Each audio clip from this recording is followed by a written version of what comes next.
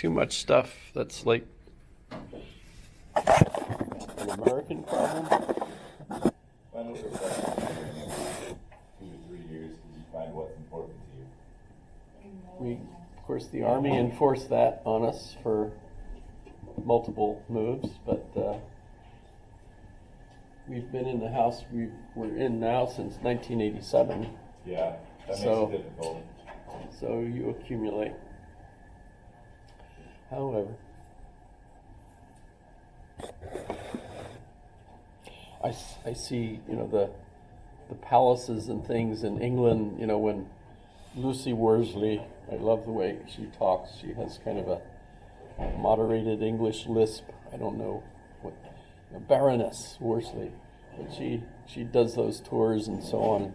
And you look at these palaces that have been there, for hundreds of years, some of them, and they have one table against the wall, beautiful art and everything, but you think, does anybody really ever live there? That's, how nothing's ever put out of place.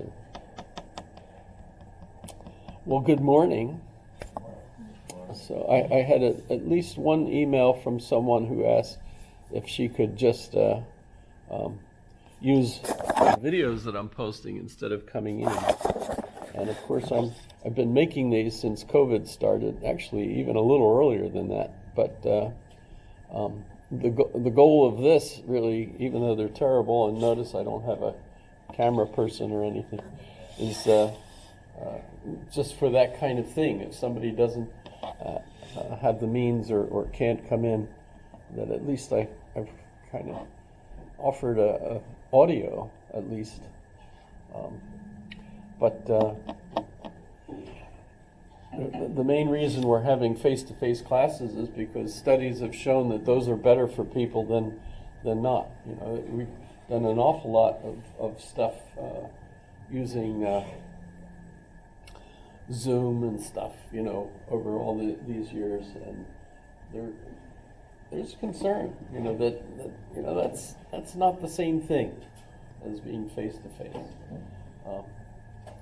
However, the other question I have concerns reading, because I'm sure you're all familiar with the topic of how people are reading less. I notice you're not, because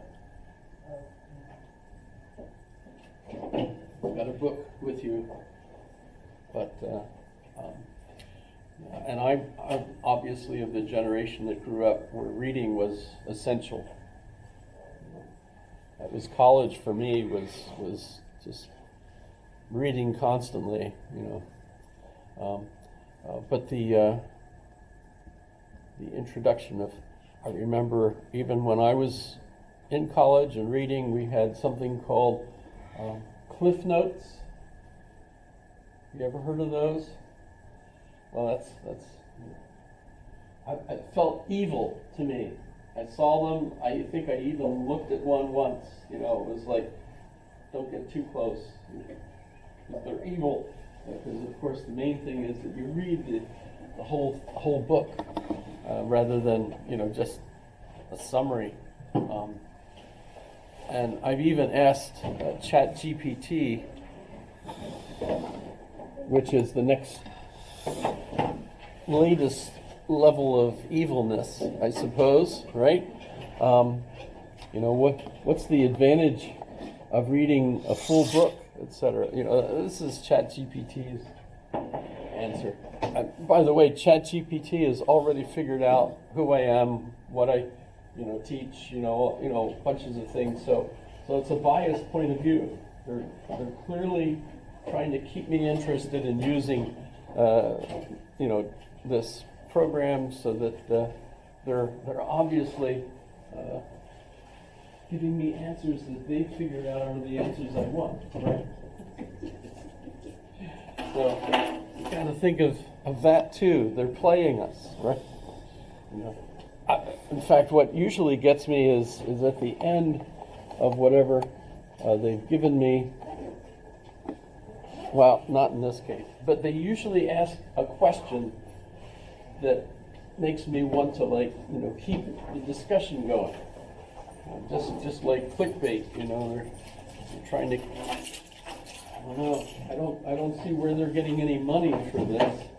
I haven't paid. I don't have a paid account. Although I did read an article about one young lady who's in love with her AI chatbot or whatever it is, which she's given a name.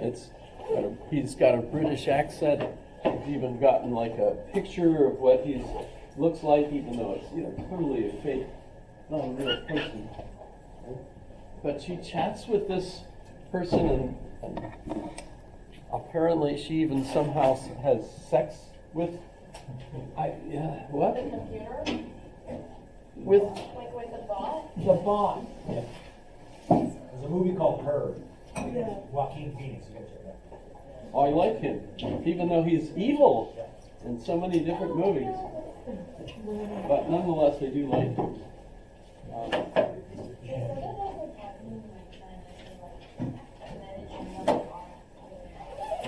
But that's just totally. I mean, I read it and I was like, no, this is. She's just trying to keep us interested. Maybe. I don't know.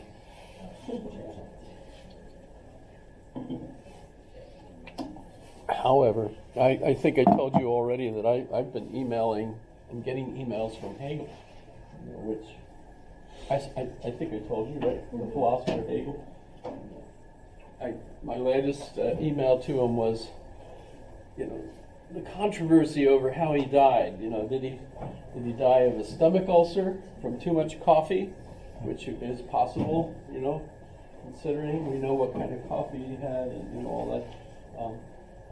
But there was also a plague in Berlin in 1831, so he might have died from that. So I asked him, what did you die of? And darn it, he didn't really know anything better than what the internet knows, so interesting. Well, the memory quiz that we did last week, the TC, I say the TC, everyone knows that's, in my mind, stands for the Ten Commandments. And it wasn't so much the Ten Commandments per se, but, pick something you remember, and it puzzles me how our memory works, because especially now that I'm getting old enough, there's things that where's the word for it? I know what I wanted to say, but all of a sudden I don't have a word for it. My wife is doing the same thing, so it's obviously some sort of an age-related issue for us. But then a couple seconds later, there it is. I got it. That's kind of weird. But the thesis I've held for years, though, arguably, is that you remember every single experience you've ever had, or at least it's been recorded in your brain. We don't really have this process at night where our brain goes through a throw this out. I don't think we delete anything. I think, the way our brains are, every stimulus that comes in is basically recorded in some way, digitally or however you want to think of it. So that's kind of cool, So there's memories in there that you might not even recall or need until you get a stimulus that ties it in, and you're able to pull it back up. But it's also important that we think what's the best mnemonic ways of or tools of remembering things. And the ancients had different tools that they used, like thinking about a picture of a street with houses, and the different houses represented the different subjects, and so you could at least go to. I usually use the alphabet, so if I can't remember a name, I'll start going through the alphabet. And it is strange when I get to the right letter, bingo, there's the name. So that's helpful. I study foreign languages, and I don't really understand how it is that you can actually remember the vocabulary that you need. I mean, it's not so weird in English. I mean, that's our native, at least for some of us. I don't know if you're all native speakers, whatever that means. But But so, memory, that's kind of an intriguing thing for me. And it's, of course, a big issue, especially when it ties in with consciousness. If we think of our self-consciousness, which is our awareness of that consciousness, then we've got usually the idea that it's our thinking, that's our self, and that self, is connected to our memory, of course, and how our consciousness works. And are we souls? We'll talk about that a little bit today. Are we souls as opposed to? C.S. Lewis has a wonderful quote. Says, "I'm not a body that has a soul. I'm a soul that has a body." So you just turn that model around on that. So I don't know if you're fascinated with the Ten Commandment quiz.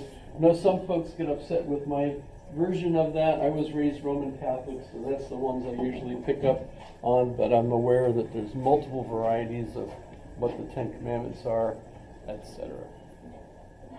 The second quiz that I asked, the one on Thursday, concerned model. It's trying to present the idea that we're model.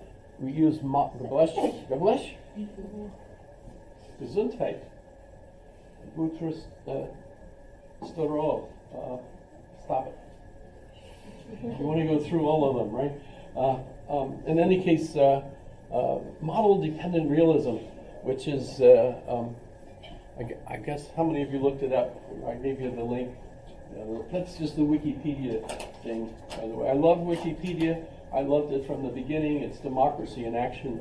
And I was always puzzled by all the faculty that thought, oh, no, you can't use that. That's like Cliff Notes. That's evil.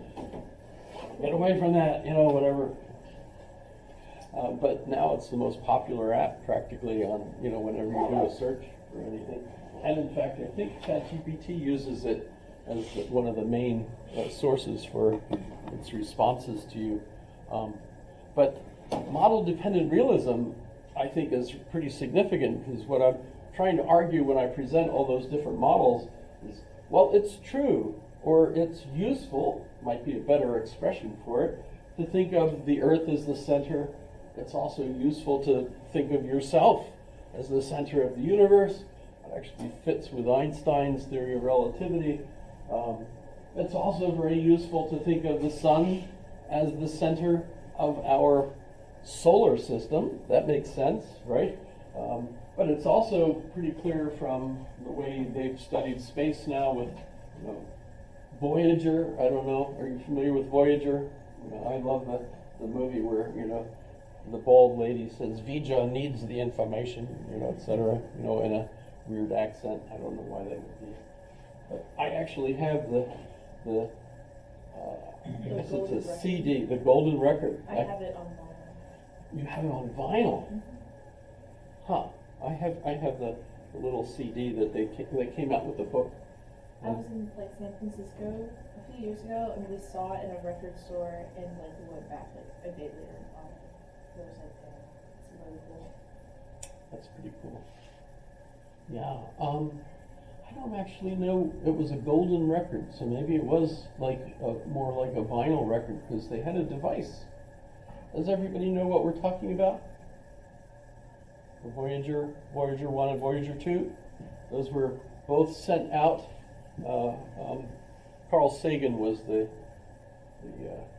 instigator of this, but they were both sent out to go ahead of the sun in the sun's path around the galaxy, to try to get some idea of what the sun is, going through, and then report back. They've actually passed the barrier of the sun's corona, so that they actually have gone past what a lot of scientists thought they wouldn't be able to, and so on. And they're still working. The one is so old, and yet the devices are still sending us information back. It's not like it's really going to help. If we end up hitting into some sort of cloud of space gas or something, it's not like we can do anything about it. And apparently, one of the devastations that affected life something like 60,000, I don't know how many years ago, but we've had various calamities where they were able to study the particles in the earth, in the ice, and discover that wiped out practically all life. It's something that was in space that the solar system went through, and we weren't protected by either our atmosphere or the sun's, so who the heck knows, We're all worried about what's going to happen with our new president. Could be the solar system will take care of that tonight, who knows?